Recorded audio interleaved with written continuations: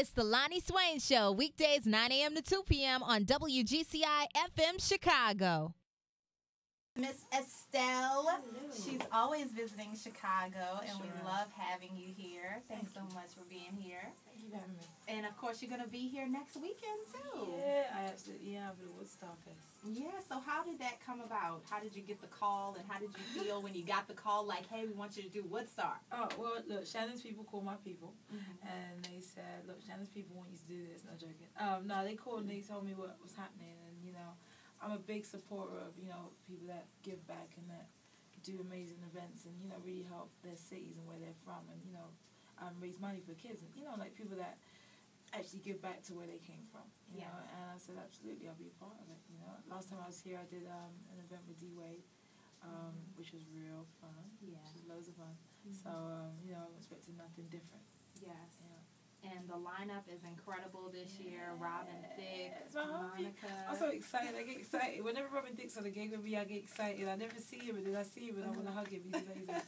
And so what about, like, you and Robin Thicke coming out on stage, doing a little song we together? might. I mean, look, we did a song called Roller Coaster together of his last album. We never ever performed it before, so you never know. Wow. I'll have to talk to him and see what's really happening. Yeah, that would be a great first time experience for Woodstar. Sure. I'm putting in my vote for that. So what do we got to do? We got to call Shannon. Right.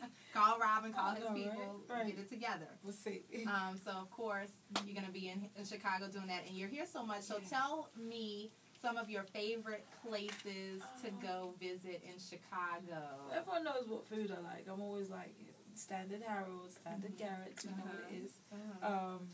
But look, I live in a city. Like, I always stay in the middle. No one ever takes me outside. They're like, oh no, you should stay out here. I hate that.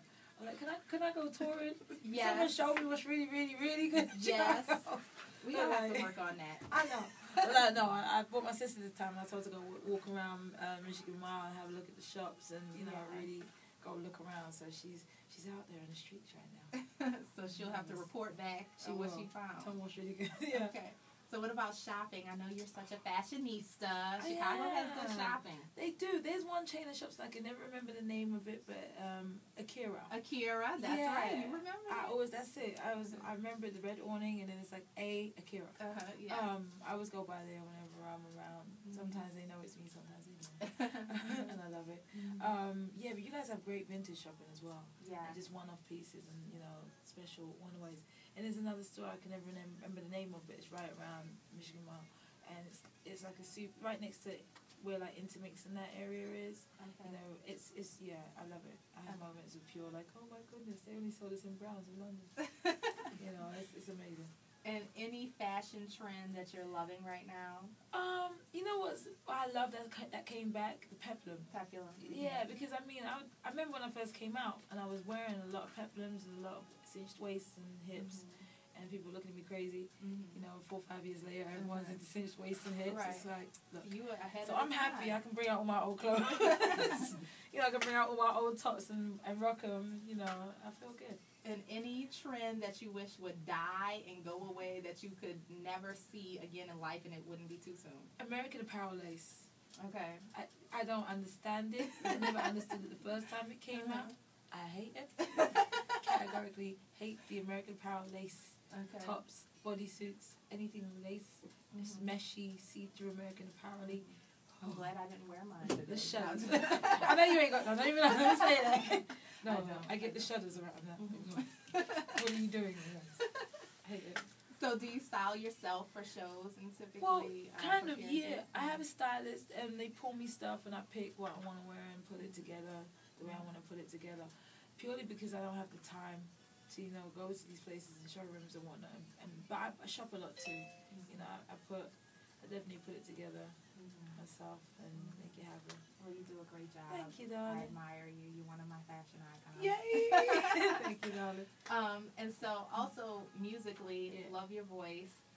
The Thank You song was like my anthem. Oh, nice. For a while, like, thank you. I appreciate you for being such a fool because you now really I know what the hell it is. Exactly. And so now, new album coming out soon. I mean, I'm writing it right now. I said it's not gonna be 4 years for the next album.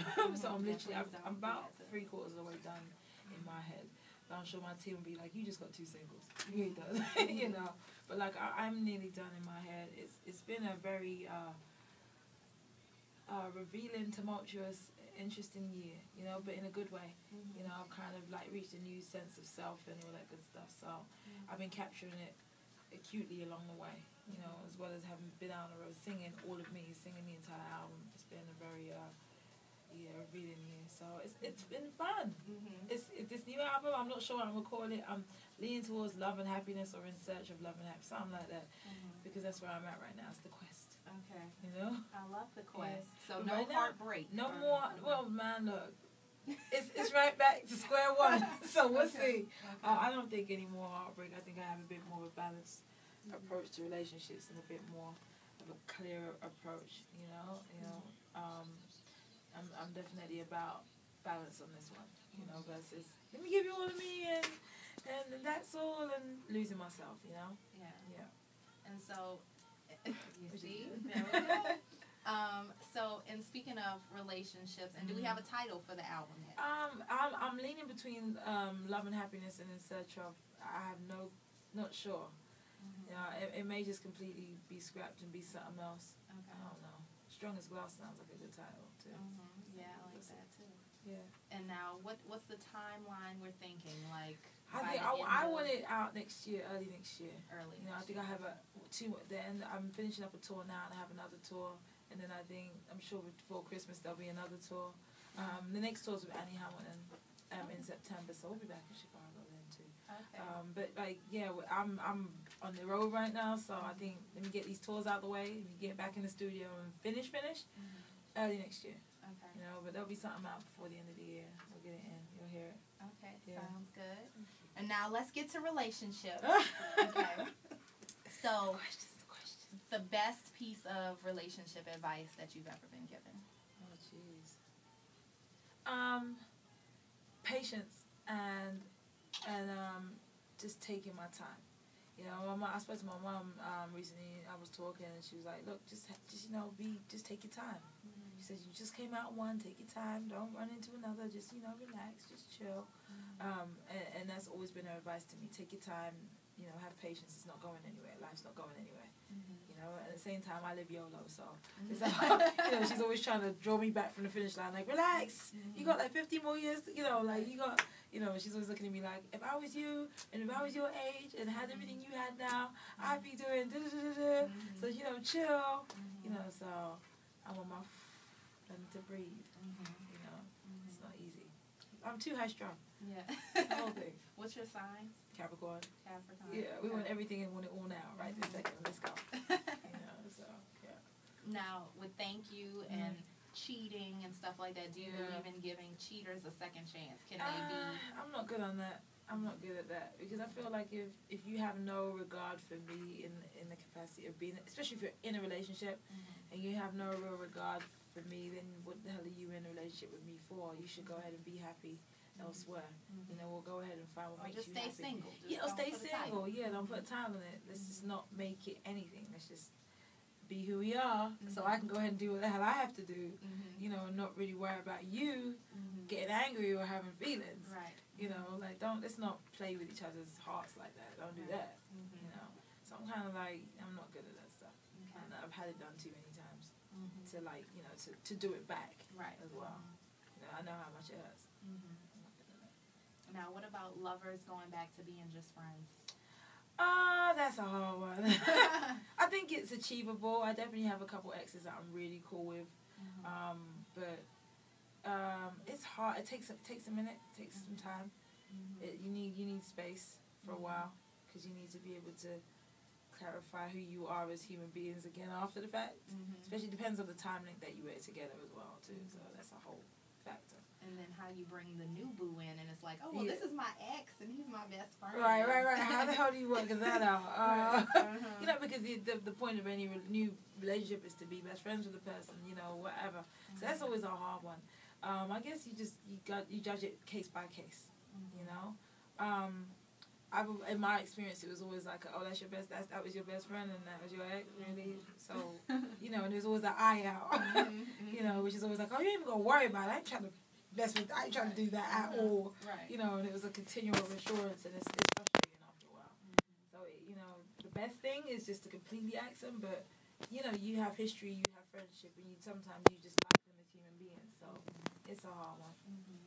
Now, if someone's listening right now and they're like, oh, Estelle says she's single, what is the one thing, like, what are some of the things that you find attractive in a man? I like a guy with brains. I like a smart dude. I can't abide pretty stupid. It's very upsetting. I'm surrounded by amazing, handsome men. Like, from my friends to just guys to... I would say to my team, I'm always like, you guys make it really hard for any guy to remotely try harder, because the way you like handle me and the fact that you guys are amazing husbands, you know what I mean? Husbands, and it's That's just the like, bar. It's the worst part, because you see exactly, it sets the bar. Smart people, smart men, men who are about their business and take care of themselves, who love their family, and you know, show me an example of how you would treat me. Don't just expect me to think that it's going to be a certain way, because I will test you. It's going to be a test. I don't have, you know, I'm too young out here for that rubbish. I've been through it. I'm not here for it. Right. Not that I'm a provoking girl. I'm not one of the girls that's like, well, let me see what he do it. You know, I'm not that chick.